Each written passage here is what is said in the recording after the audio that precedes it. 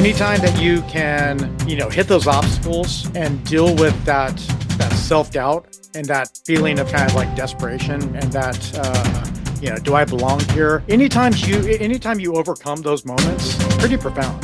Those are those character building things that there is no other substitute for. You can't train in a gym for those. I mean, those are just life lessons that you have to learn the hard way, unfortunately.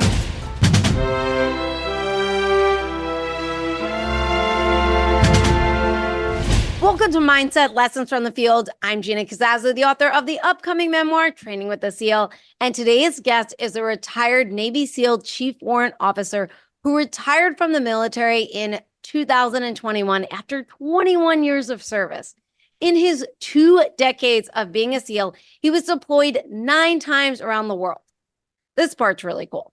During his career, he was introduced to golf. The first part was pretty cool too, but this is really interesting. He developed much of a passion for it, and when he retired from the teams, he co-founded a golf apparel company called Cooley Golf.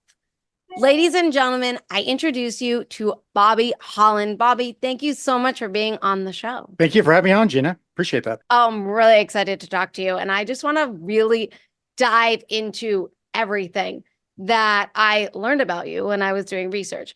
Now, one thing I want to get into before I get into prior to going into the teams, I found out one of your nicknames is Lead Bobby. Is that correct? Lead Bob. Yeah. Lead Bob. Okay. And it's because you just step up and you make things happen. And you did sports in school. You seem to be kind of that person that takes initiative. Like when you knew you wanted to go into special forces, you went through your own training, so much that you abandoned everything. And so how did you get into the whole, I'm just going to take the lead? And what's that like for you to take the lead for things, especially around a lot of testosterone, or maybe a lot of egos? I mean, honestly, I think that goes all the way back, setting the conditions in childhood, right? So like you mentioned, I played sports. I did a lot of gritty sports. So I wrestled at a young age. I did football, these contact sports. The wrestling in particular was, for anyone who knows anything about wrestling, it is difficult. You are constantly trying to cut to make weight, which imagine being a 10-year-old who's watching calories and, running around in a trash bag, and then, having these kind of one-on-one engagements, stuff like that. So, there was a certain amount of grit that I was just developing, not even knowing it, doing sports.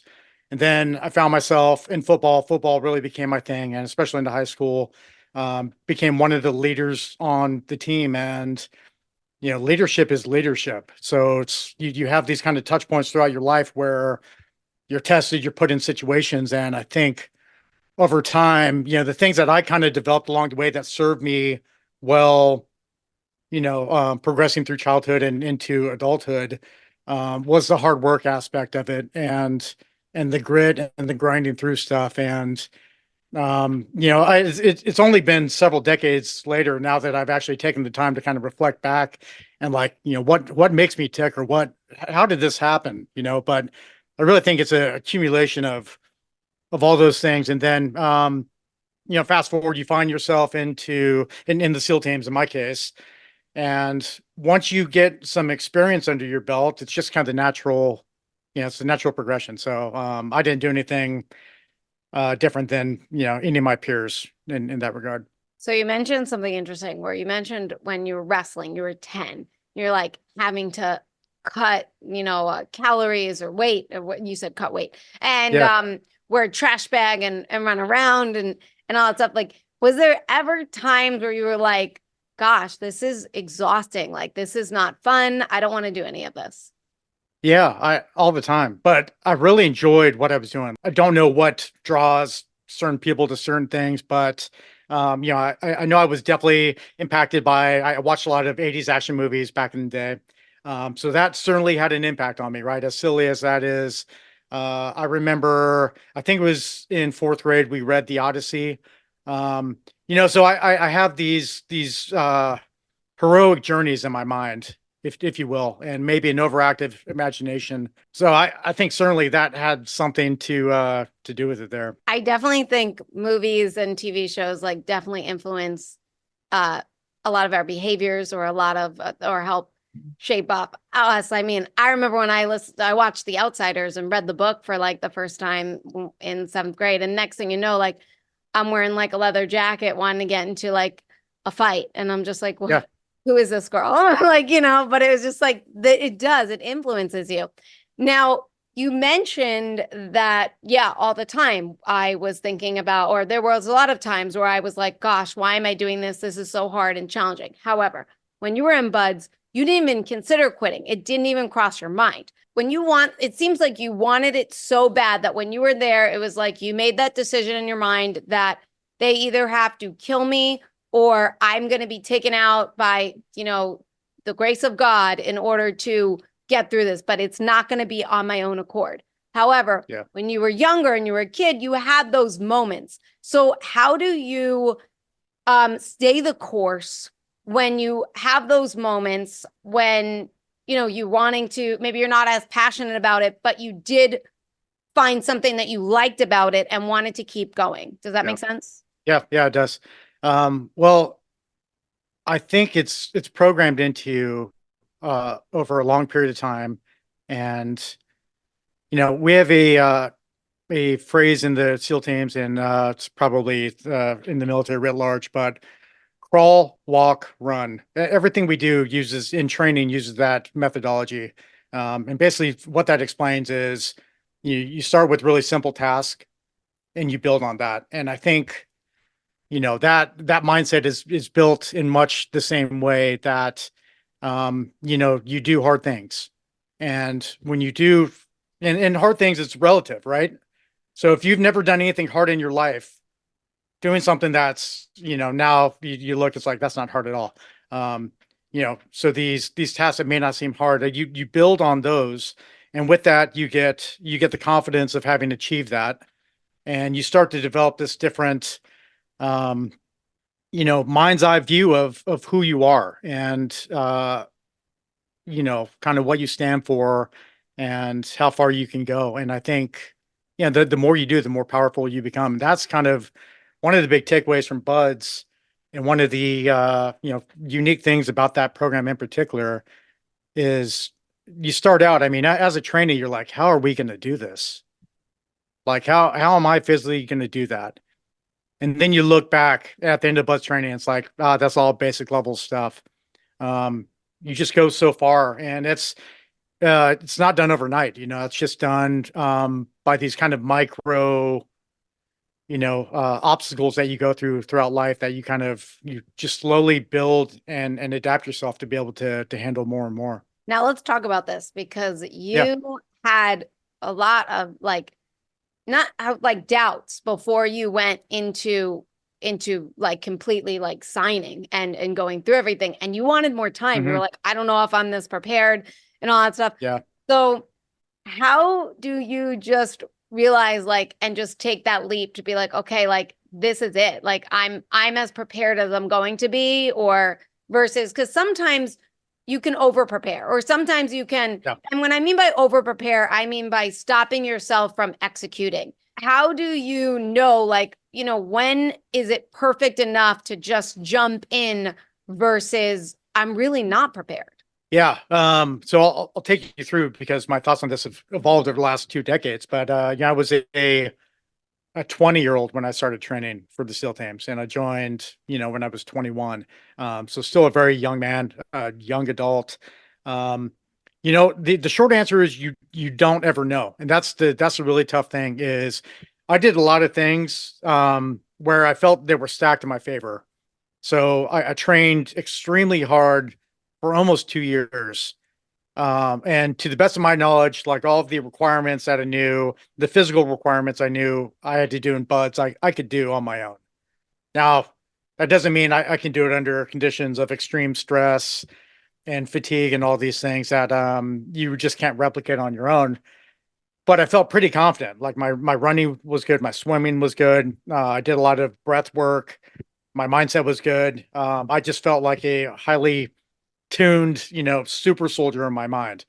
Very confident like that, but still you don't know. And to go to buds training, I mean, I felt like I was risking it all, So for one, there's the danger of, okay, I get through training, I'm going to be doing extremely dangerous work. I could die like that. That's the most extreme case. Um, but going through training itself, I've built, like I was talking about, this persona of myself, how I envision myself of, being able to tough things out and being just having that mindset. So, me going to buds and the thought of me failing was terrifying.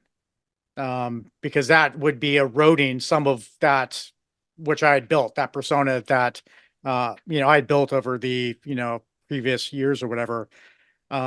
It's a lot. Anytime you're taking on a big task, I think you're going to have doubts, and certainly opening my own business, leaving the military, I was faced with those exact same doubts. That was the irony of everything. Was 2 decades later that I went through the two hardest things I've done in my life was joining the military and then getting out of it.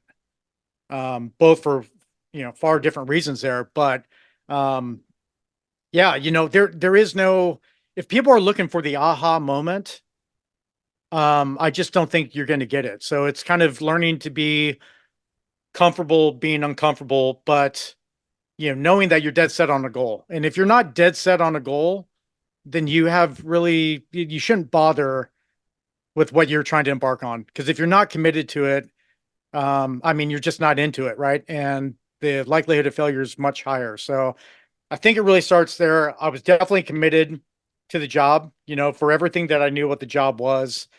I was 100% committed there.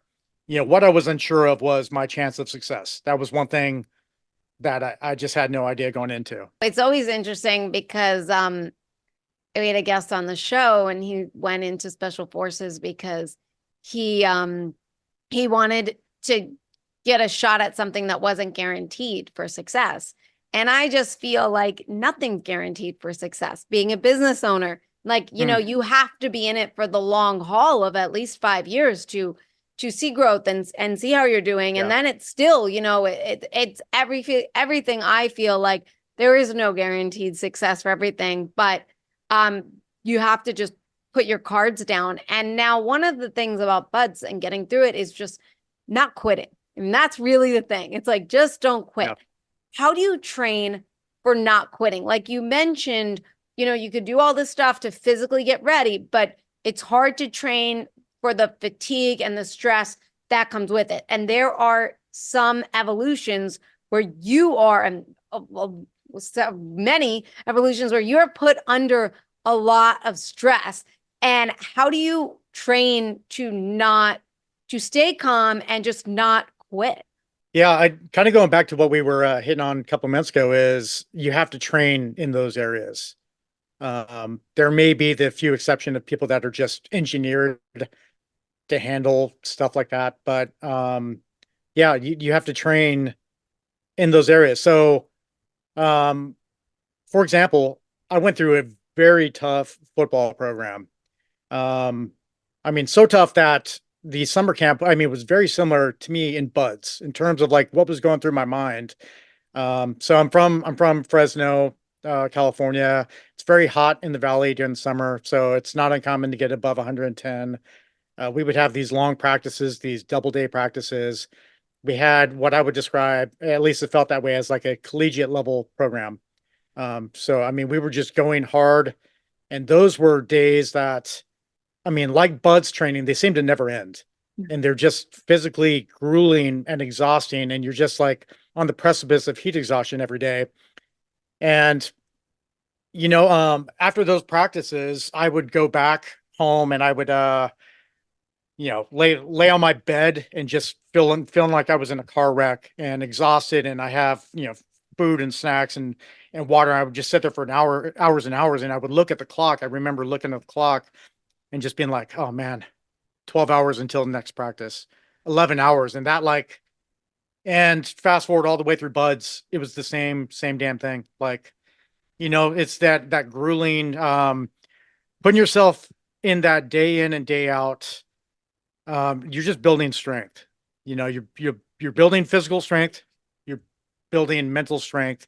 And the more you do that, again, like you don't, it's not like you develop superpowers. You just adapt. We human beings are very great at adapting to different environments. So if you put yourself in stressful environments constantly, you're going to adapt to those, which means you can increase the level of training or the stressful environments that you put yourself in, which is basically that crawl, walk, run methodology in SEAL teams.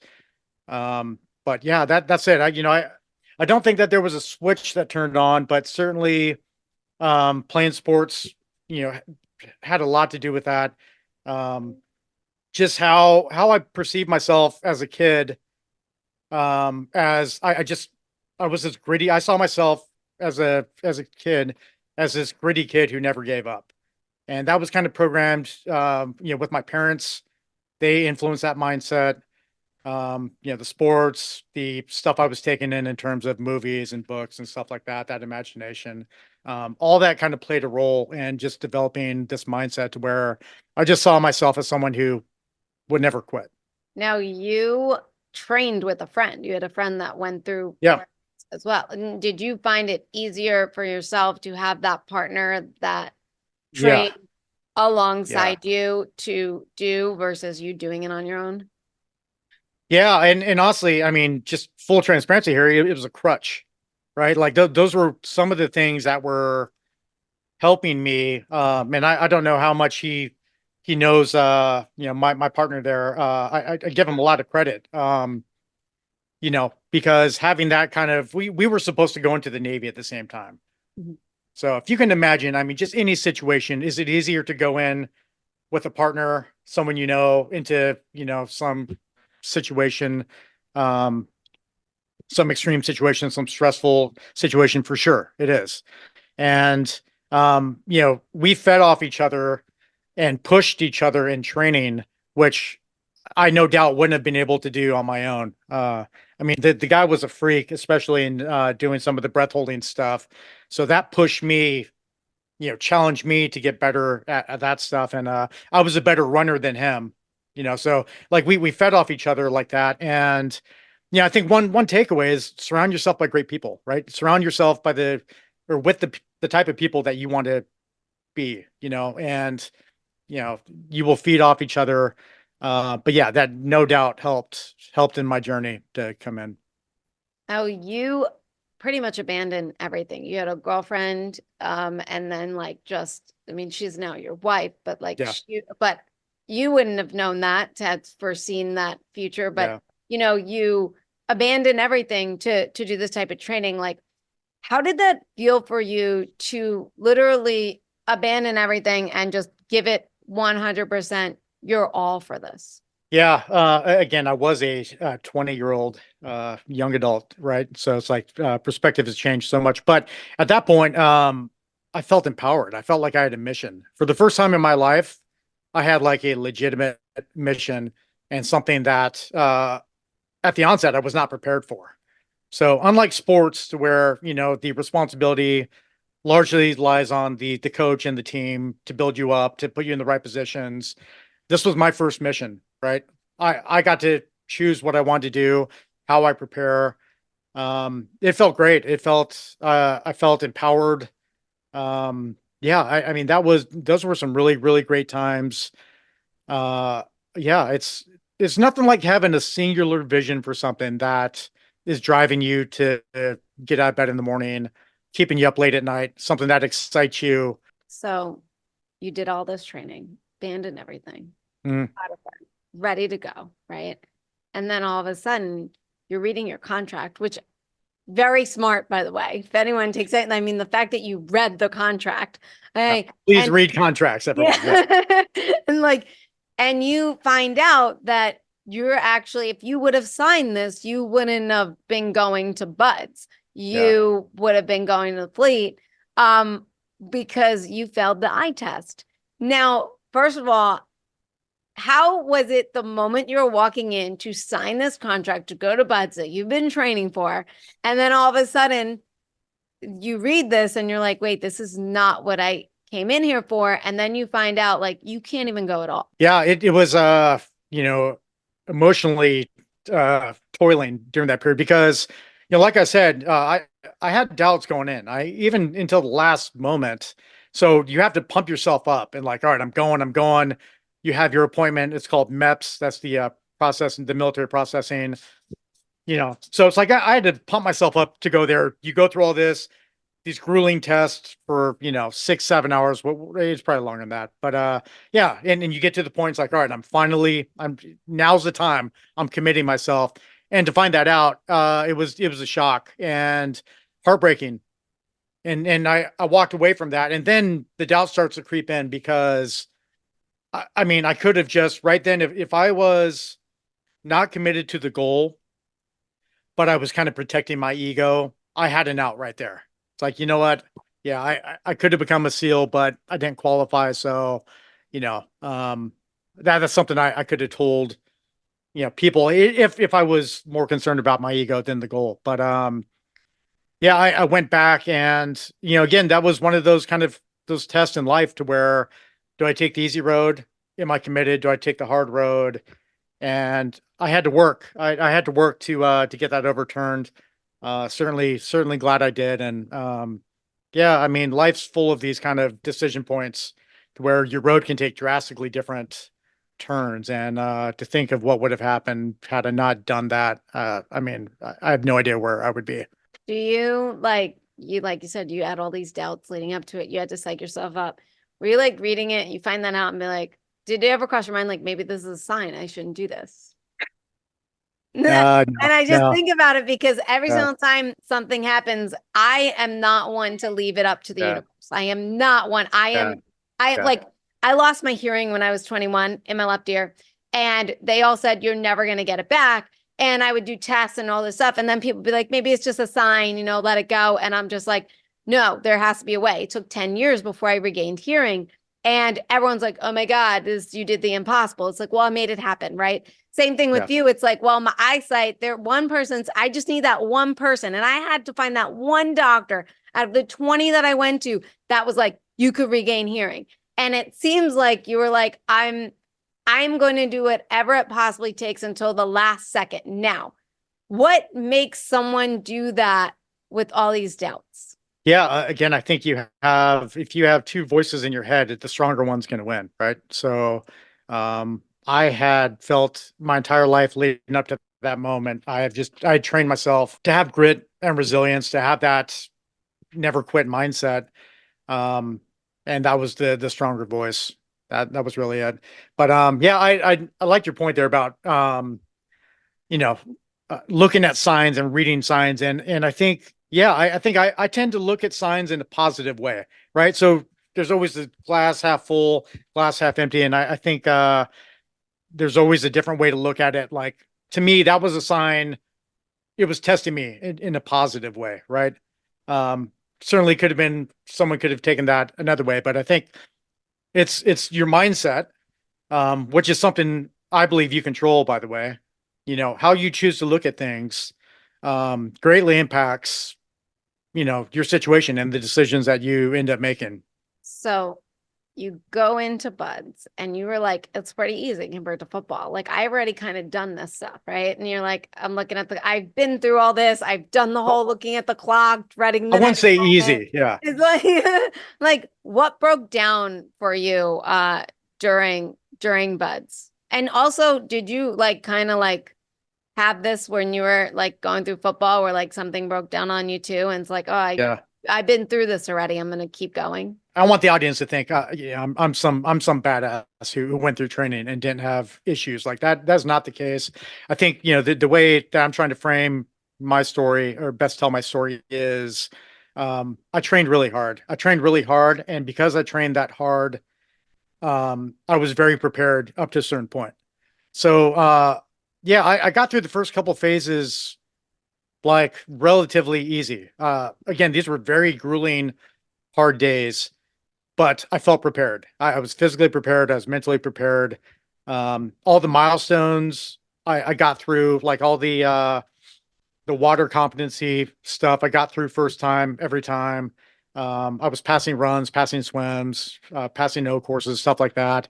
My struggles kind of came towards the latter end of training and into my first SEAL platoon, to where I started facing some adversity in these kind of little bouts that I had.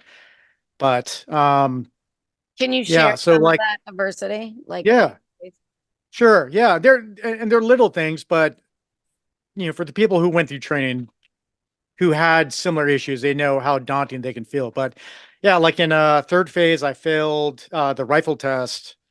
I think I failed it twice. I don't recall. I know I failed it at least once.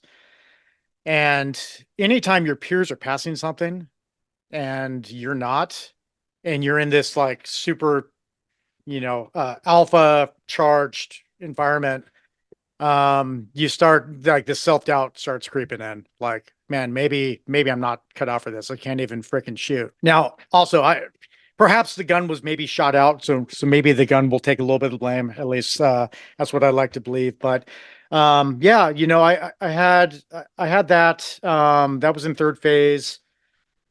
Um, in SQT, so you graduate third phase, and then back then you went to jump school, and then you go to SEAL qualification training.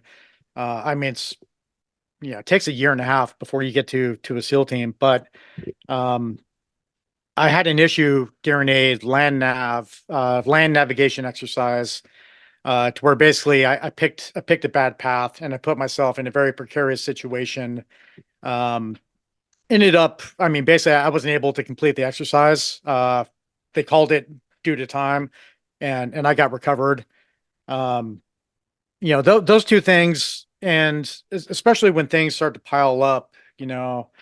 Fast forward to my first platoon. I didn't do anything too crazy, but I just felt like a little bit behind the power curve, which I think all new guys going into a special operations unit are going to feel that way. Even the best trainees, there's no substitute for learning the job. Um, and you when you're surrounded by professionals who've been doing the job for years, decades in some cases, you're going to be, all the way down at the bottom in terms of performance and all that. So, I found myself, at least I felt like I was there, and that was challenging for me, right? So like where I got through training pretty easily. I was kind of tested later than perhaps some people were.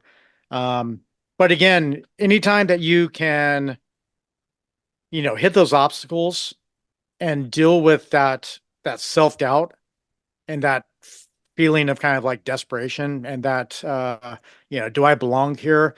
Anytime you overcome those moments, like pretty profound. Those are those character building things that there is no other substitute for. You can't train in a gym for those. I mean, those are just life lessons that you have to learn the hard way, unfortunately. So I am glad, those came a little bit later in my training, but I'm glad I went through those. They made me a much better SEAL, much better person, much more resilient. how do you stay focused to passing a test, like the rifle test, right? When you're Mm, around all these other hard chargers, right? And then the self-doubt starts creeping in and you have a test to pass. Like, how do you stay focused and shut out those voices and also shut out people around you? Because now you got this extra pressure. I got to pass. yeah. Everyone's watching me, all that stuff. Yeah. The rifle test is like a really benign one. That it really wasn't such a stressful test. That was just whether that was technique or something else going on. But I think the water evolutions are like a very telling evolution. And when I'm talking about water evolutions, some of the ones that people know about, like the 50-meter underwater swim. Um, that's a fun one to talk about because I mean, essentially people are passing out underwater, and the way that evolution is essentially run, they sit you down on the pool deck, and everyone has their back towards the pool. And so, the next person in line will get up and it'll be their turn. But if you can imagine being in the audience and it's your turn to get, you have like a long way to go. You're at the back of the line. Your back's turned towards the pool, and you hear people gasping, you hear people being kind of brought back, resuscitated because they pass out underwater. How like mentally daunting that could be, right? So you have to, whether you're doing that, you're doing some sort of close quarters fighting these highly stressful environments, you're jumping out of an airplane, you have to tune all of that out. Like you have to make your mind numb. You have to deafen yourself to the noise and the stress around you. And you have to think about the procedures. And that's really what Buds trains you as a student, as a candidate, is to filter out that stress with a hyper focus on the procedures, right? So if it's the underwater swim, I'm thinking, okay, I have to get my heart rate down, yeah, before I get to the pool. So I'm focusing on my breathing. I have to jump in, I have to get the somersault right. And then, back then I had a certain number of strokes I was trying to hit before I hit the wall, right? So, you know, you when we go to second phase, we're talking our other kind of diving test there. There's a bunch of procedures that you have to hit. It's always procedures. When you're jumping out of an airplane, before you jump out of the airplane, you're going through your emergency procedures. You're going through the profile of the jump itself. You're standing in the aircraft, you're mimicking what you're going to be doing, you're rehearsing in your mind, you're visualizing, you're going through those procedures.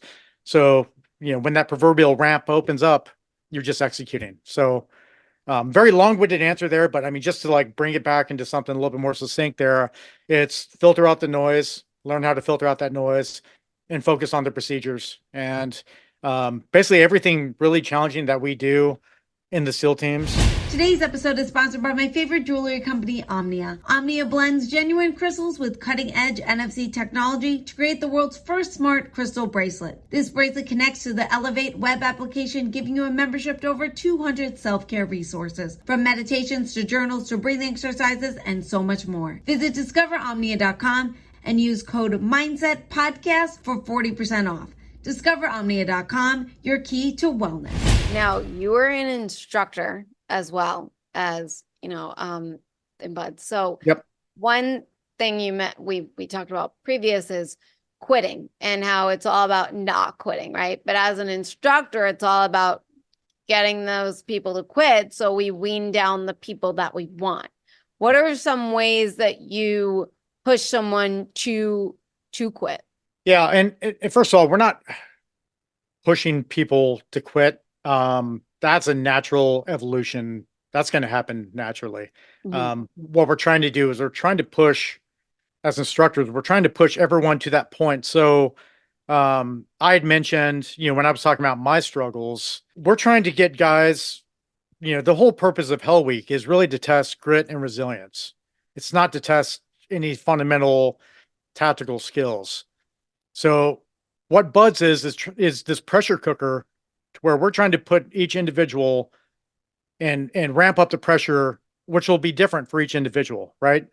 Some candidates show up and they're phenomenal runners, they're triathletes, they're competitive swimmers. So you're not going to get them there, right? But there's all these different evolutions and tests that we have in Buds that is meant to find people's weaknesses and to push at them and to put them in those high pressure situations to where they crumble or they get through, or they stumble and they get through. And I tend to think that the latter is kind of more important because, people who've never been tested to a certain level, eventually they're going to find something that's going to, if they've never been tested, and just think if you're an elite athlete, an Olympic caliber athlete, some of the physical tests may never ever get you. So if you're now put in a intense situation where bullets are flying, right next to you, and split second decisions, and you've never been tested, you're going to crumble.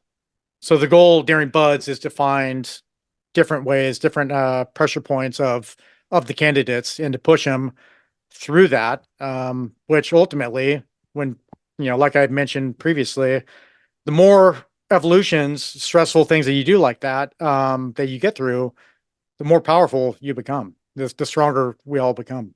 I always say when you do something for the first time, it's going to be frustrating, because Yeah. it's the first time. It's so new. You mentioned, you put something through this thing that maybe they've never done, they're going to crumble. But you also mentioned earlier that there are some things that you just can't train for. So how do you train yourself to, when you do something for the first time, to not crumble? I mean, you can hear me kind of repeat myself to a certain degree because the recipe is the same. So like in second phase, we have a series of underwater diving tests that we do that are basically testing our underwater competence and our ability to handle very stressful situations. And, I mean, it's when you're talking drowning underwater, that's extremely stressful. So why that is so important to the SEAL community is because, I mean, that's an indicator right there of how you handle a very stressful situation. You know, um, how you handle a situation of a, near drowning, if you want to call it that. It's a controlled environment, but these tests are essentially these near drowning events that are meant to push you to the point of, passing out underwater, and challenging you to keep your cool and to execute under pressure the procedures for what you learned. And if you can do that, you're always going to be okay. Mhm. Right. Like if you have the procedures and you can be calm in that storm, you're going to execute just fine. Like the system isn't rigged. Mhm. So, yeah, I mean, you do things like that. You find things that push you in a similar way, and that will translate. Now, that's not going to translate to the tactics of a shoot and maneuver situation, but in terms of the mental component, it's the same thing. Now, you were also in the Smurf crew throughout Buds, is that correct? Yeah, and just to clear this up, so I'm the Yeah. better part of 5'11". Maybe I've shrunken over age. No, this Um, is why I yeah, want to ask about it because you're yeah, not a small person. And yeah, was it they say that the Smurfs crew loses a lot in a lot of challenges because you have a disadvantage. Now, were yeah. there just times where were you guys losing where you were just like frustrated because like you're like I should not be here right now. Like I am a Yeah. tall person. It's just there was just one more person. How did that what Yeah. was going on? Tell me about that. Just to back up to give your viewer some context here. In Buds, in the first phase of training, we do a lot of work with boats, with these rubber IBS, they call them, inflatable boat smalls. These heavy little boats that we have to carry on our heads. And we're broken up into boat crews. And they break up the boat crews by height. So they start from the tallest all the way down to the shortest. So I had a pretty tall class, I guess. And I found myself, I believe it was Wednesday when we had had enough people quit that they reorganized the boat crews. And I went from, there was no doubt I was in the star boat crew. Like we were winning everything, to where I found myself and in the Smurf crew. And yeah, I mean, it's the nature of smaller guys, shorter legs. Perhaps there's some disadvantage in terms of the weight they can carry, the speed that they can run or whatever. Perhaps not a hit on my short fellow frogmen there. But yeah, no, we got hammered. From the last couple of days, we got hammered. I don't know if we were dead last, but I just remember getting hammered a lot to where prior to that, we were winning a lot of races. And I just remember the last couple of days being extremely challenging. How do you readjust your mindset from like I'm champion, winner all the time to like God, we're just especially as a team. Yeah, It's not just an yeah. individual. You're talking about a whole entire team. It's all about your mindset going in, I believe. And this is like getting into some of the lessons learned that I've kind of developed, but I think it's how you frame the possible outcomes, right? So I was preparing to have the worst week of my life. Is it right? So it's like I'd already envisioned like I'm going to get pushed to the brink of failure. I'm going to be past exhausted. I've never been this sleep deprived. I have no idea what that's going to be like. I've never done anything for this extended period of time. I don't know how my body is going to react. So I'd mentally prepared to do the worst thing I'd ever done in my entire life.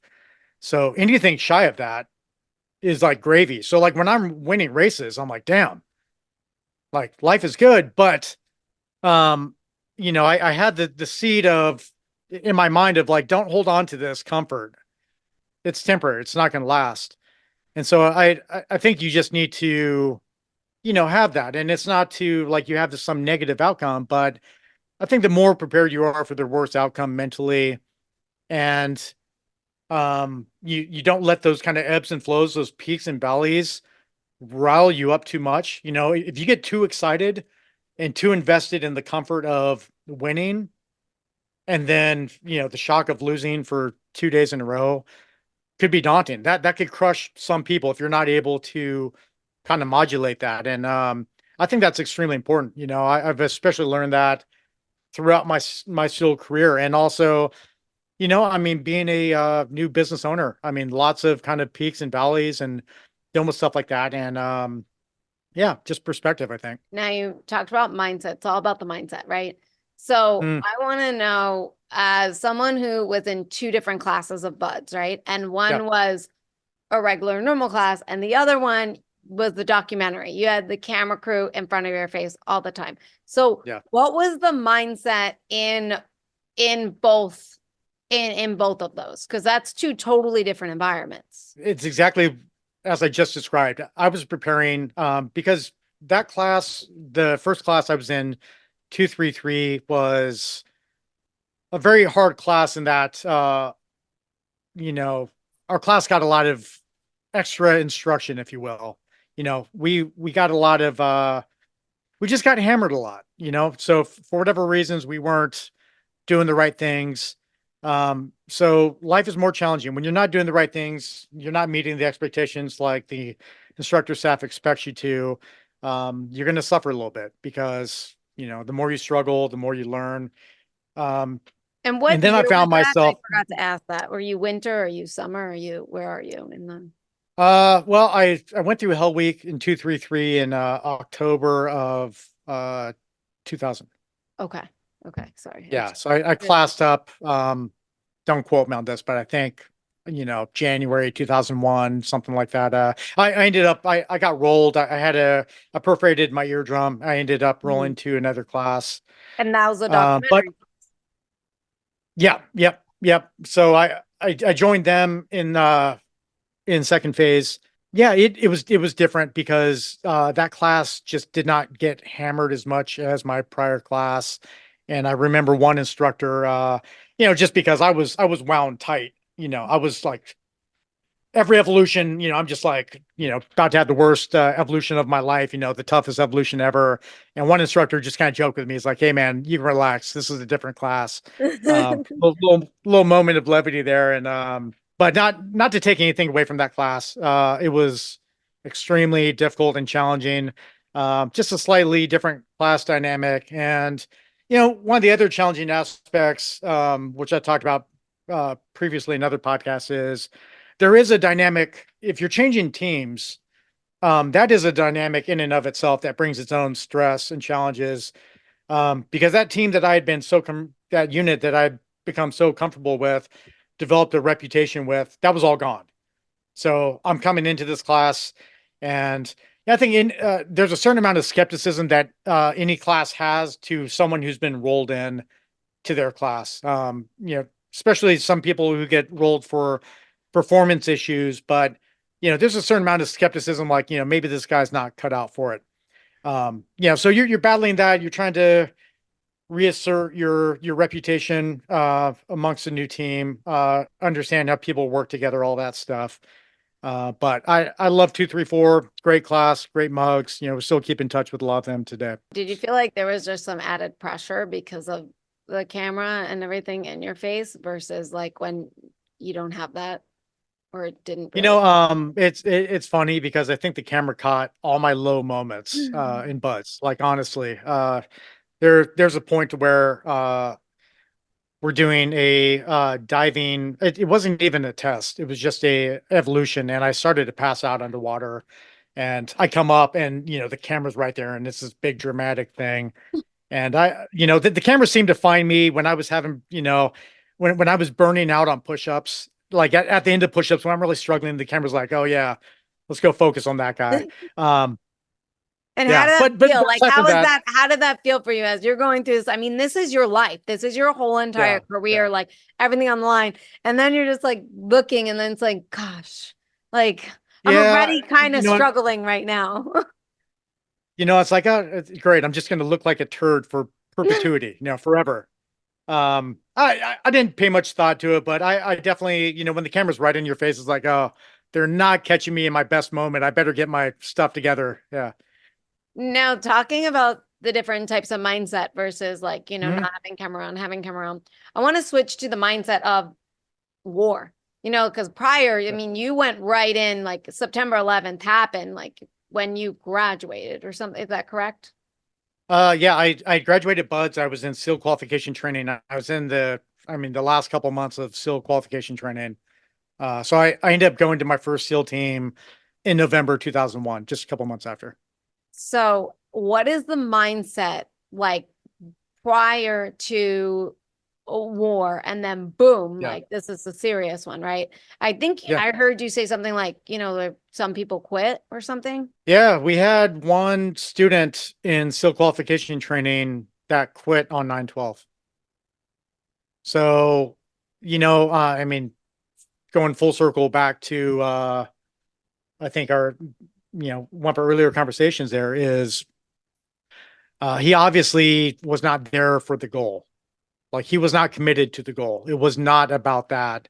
He was hanging on for some other reason. So, He hung whenever that on kind of for a risk, long time.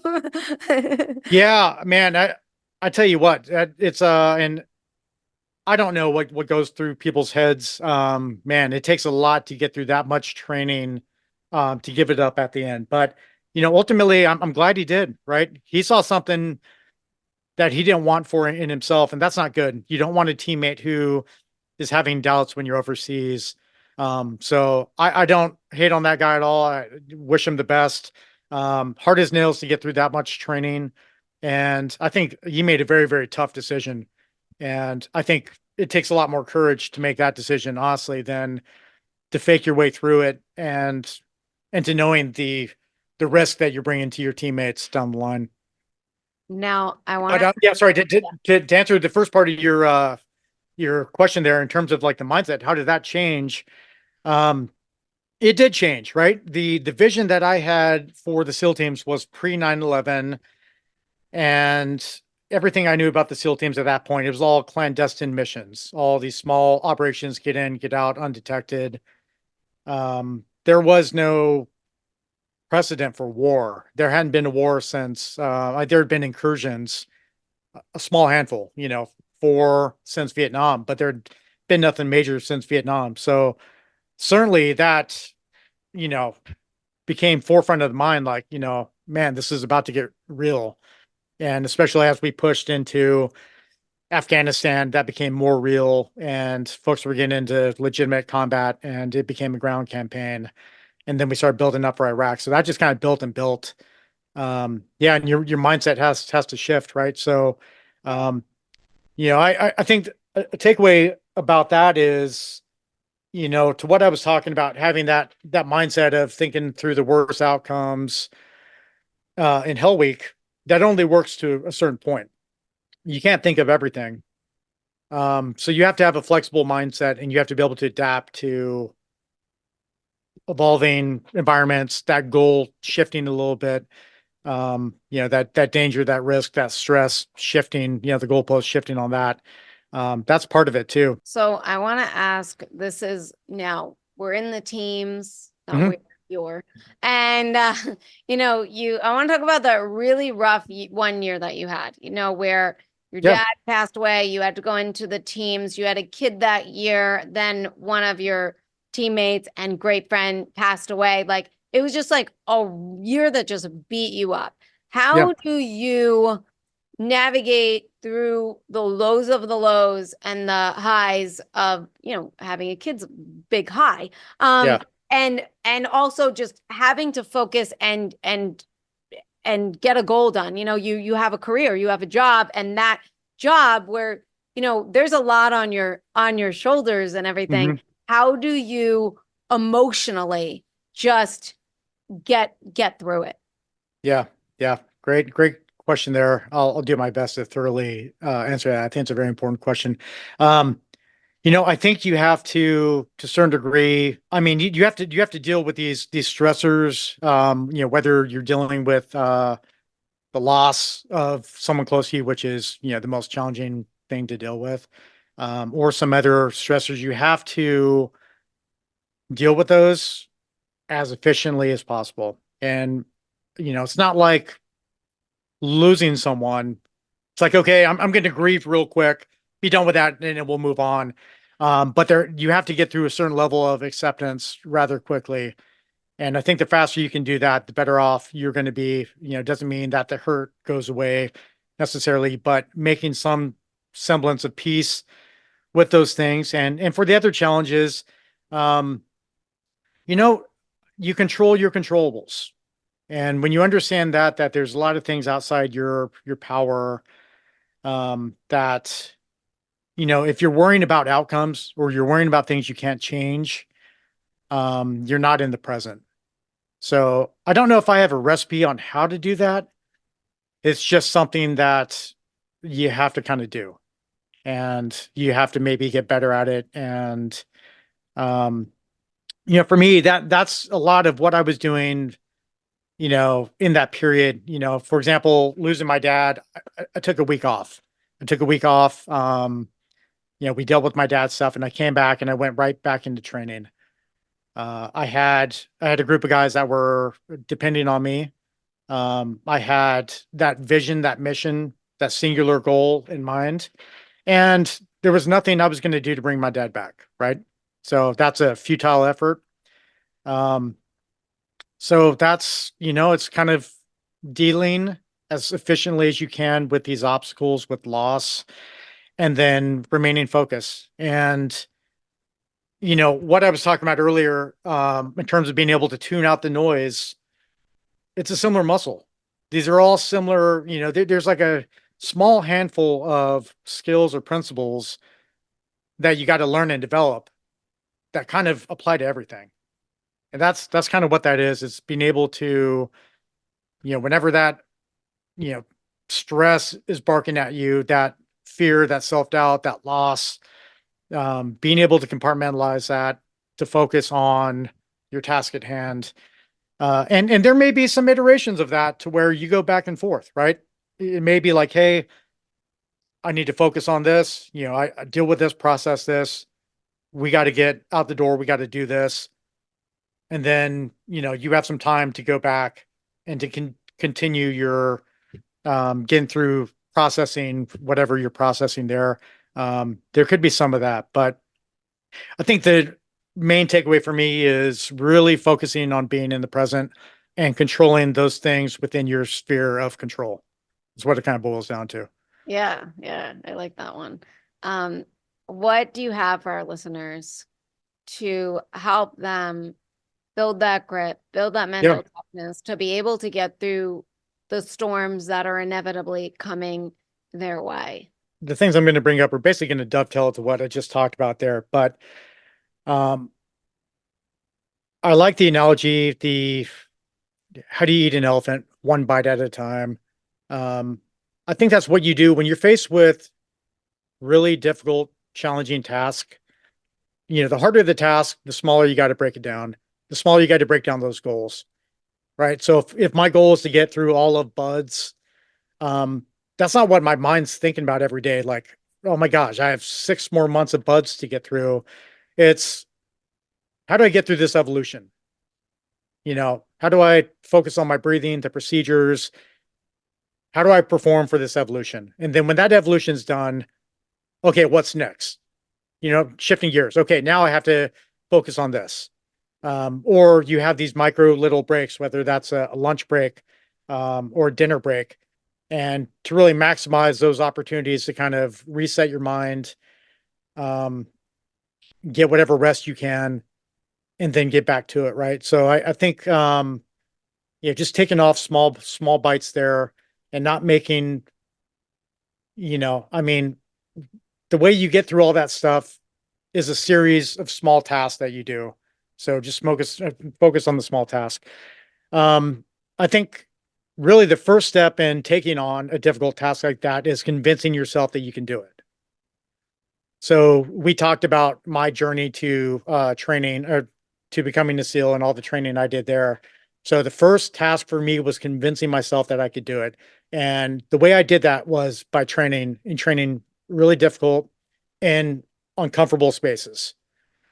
So I think you do that. The more you do that, and again, start small, right? If you're not familiar with doing hard things, just start small and you could build off of those, and you will amaze yourself with how powerful you can become both physically and mentally.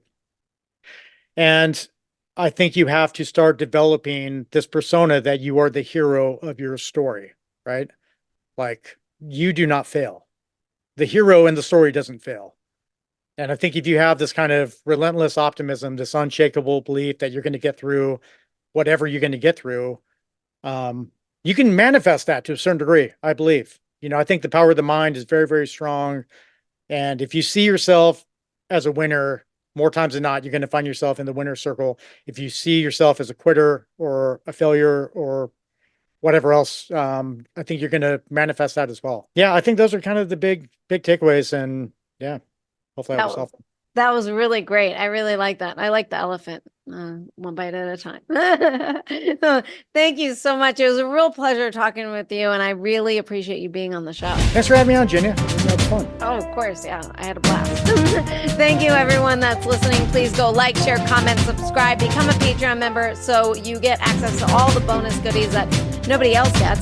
And next week, thanks so much for listening.